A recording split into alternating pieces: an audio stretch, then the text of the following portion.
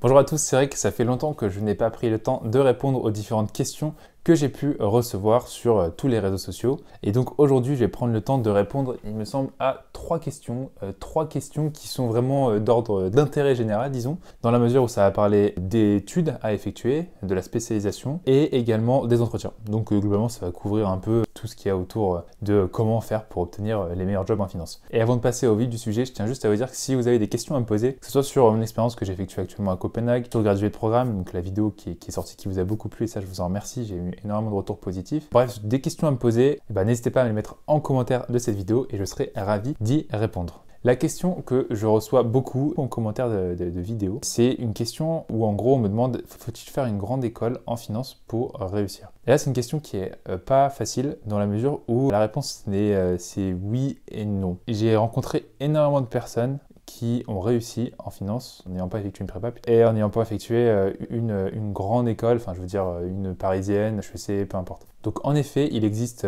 une voie royale pour travailler en finance qui est le fait d'effectuer soit les meilleures écoles d'ingénieurs, soit les meilleures écoles de commerce. Et en effet, en effectuant ces voies royales-là, vous allez bénéficier d'un réseau qui est beaucoup plus développé et donc des opportunités pour effectuer des stages entre guillemets plus prestigieux. Néanmoins, pour moi, ça ne doit vraiment pas du tout être une barrière pour candidater. Alors c'est très simple à dire, c'est beaucoup plus dur en réalité, dans la mesure où c'est beaucoup plus dur quand on vient pas d'une school, on appelle ça une target school, généralement les écoles de commerce dans le top 5, je pense que c'est plus pareil pour les écoles d'ingénieurs. C'est beaucoup plus dur d'obtenir des entretiens, c'est beaucoup plus dur d'obtenir donc justement un job entre guillemets prestigieux, même si je déteste ce mot-là, parce qu'il y a parfois encore un mode de pensée qui est un peu arriéré dans certains métiers de la finance et dans certaines structures, je dirais plutôt, parce que c'est pas forcément lié à un métier, c'est plus lié à une structure, où ils vont pas recruter, par exemple, je sais que j'ai des amis qui ont fait l'EDEC comme moi, et qui n'ont pas fait de prépa, et en entretien, ils se sont fait vachement challenger sur le fait qu'ils n'avaient pas fait de prépa, donc ils ne savaient pas comment travailler. Ce que je trouve complètement stupide. Mais bon, c'est parce que peut-être j'ai pas fait de prépa, et donc je me sens un peu visé par ça, mais c'est possible.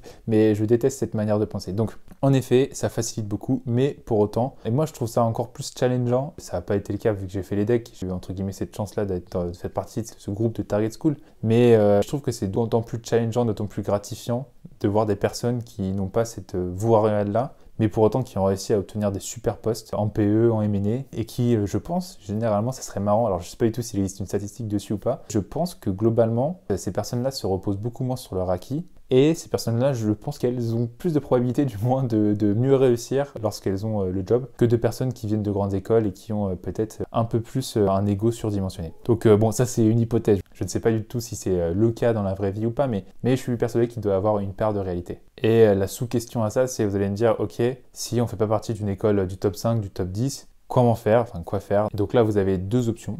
La première option, c'est de faire pas mal de stages, de faire des stages un peu tremplin, c'est ce que je dis souvent dans mes vidéos YouTube, c'est-à-dire de faire un stage en audit, ensuite de faire un stage dans une structure de M&A small mid, et puis après à l'issue de ça, de faire un stage de fin d'études dans une structure entre guillemets plus prestigieuse, si c'est ce que vous voulez faire, donc où là vous pouvez tenter du large cap par exemple. Parfois, vous allez avoir des barrières à l'entrée à cause de l'école. Si c'est vraiment l'unique barrière à l'entrée et que vous n'avez pas réussi à franchir cette barrière-là, même en ayant fait tous les stages dont je vous ai parlé, il reste une solution. C'est une solution de faire une spécialisation, un master spécialisé dans une grande école de commerce qui coûte cher, ça j'en suis conscient. Mais si vous avez vraiment comme objectif de faire partie des meilleures structures, généralement vous allez avoir un poste qui rémunère très bien à l'issue de ces masters-là. Et donc vous allez avoir un gros retour sur investissement parce que dès votre premier job, vous allez être bien payé et vous allez pouvoir rembourser cet investissement-là dans le master spé.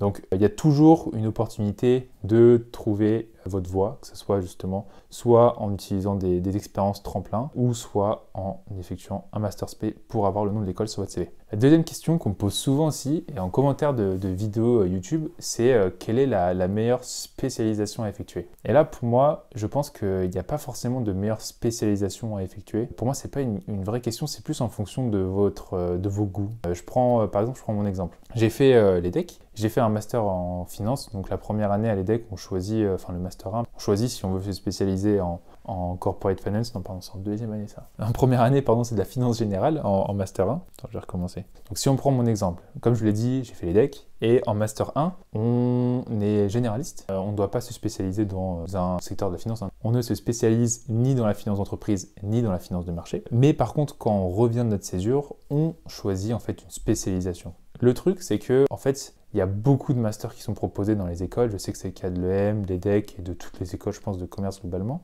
Et il y a des masters qui sont très très corporate finance banking et il y a des masters qui sont un peu plus larges. Pour moi, honnêtement, ça a aucun... À partir du moment où vous avez fait une césure qui est solide, ça n'aura aucune importance dans votre CV. Alors, sauf bien sûr si vous faites peut-être un master en finance de marché et qu'ensuite vous allez en corporate finance, là, ça peut poser problème. Mais par contre, de choisir un master en corporate finance, je sais pas, je sais qu'à l'EDEC, il y a Finance and Accounting, il y a Corporate Finance and Banking, il y a celui que j'ai fait. Donc ça changera rien en fait. Et il y a le Master in Finance aussi, je crois. Honnêtement, entre les trois, à partir du moment où vous avez une césure qui est solide, de toute manière, moi sur mon CV, j'ai mis Master in Finance. Ce sont des masters qui sont assez similaires et croyez-moi, les notions, pour peu que vous ayez fait un stage en M&A, un stage un peu même en corporate finance dans une grosse boîte, vous allez revoir les mêmes notions de WACC, de DCF, de LBO, etc. en master. Donc voilà, ça pour moi, c'est pas une vraie question à se poser. Par contre, s'il y a des diplômes au sein desquels vous devez vous spécialiser beaucoup plus tôt que le Master 2, là, dans ce cas-là, je vous conseille tout simplement de vous spécialiser dans la branche qui vous emmènera vers des métiers que vous voulez faire. Donc par exemple de vous spécialiser, je sais pas si vous voulez faire de la gestion de patrimoine en banque privée, si vous voulez faire du M&A en corporate finance and banking, de la finance de marché en finance de marché, afin de vous spécialiser vers la voie que vous voulez effectuer. Mais donc pour reprendre sur mon exemple, il me semble que je l'ai pas terminé. En M1 c'était généraliste, en M2, en fait moi en césure j'ai fait du M&A et du PE, donc j'ai vu énormément de notions financières en boucle, de la valo, du modèle, de l'analyse financière, etc. Donc ce que je voulais faire c'est que j'étais un peu curieux et je voulais voir autre chose que ces choses-là. En plus j'en parle sur ma chaîne YouTube, donc voilà, c'était vraiment, ça aurait été triple redondant quoi en quelque sorte. Et donc ce que j'ai fait c'est que j'ai fait le master en double diplôme avec l'école des mines de Paris, donc en Sustainable Finance, où j'avais des cours de finance à l'EDEC et j'avais des cours d'ingénieur. J'ai pas du tout l'ego de dire que je suis un ingénieur, loin de là, mais c'était plus des cours un peu plus scientifiques au sein des mines de Paris. Donc vraiment, je pense que ça m'a pas du tout porté préjudice de ne pas avoir fait le master Corporate Finance and Banking. Enfin, c'est pas ça ça m'a pas du tout porté préjudice. Et au contraire, parce que encore une fois, les personnes savent à partir du moment où vous avez une césure qui est solide, vous avez fait des stages en finance, en audit, peu importe dans quel métier, vous avez développé énormément de compétences. Et c'est pas forcément en M1, vous apprenez pas mal de choses, mais dès que vous les avez mises en pratique, les compétences que vous avez mises en pratique lors de votre césure, votre M2, c'est pour consolider les bases, mais c'est léger ce que vous allez faire. Voilà, donc réponse un peu longue sur cette deuxième partie. Je suis désolé, je me suis un peu emballé, mais c'est une question qui me tient à cœur et qui m'est posée, donc c'est pour ça que j'ai pris le temps d'y répondre proprement. Et la troisième et dernière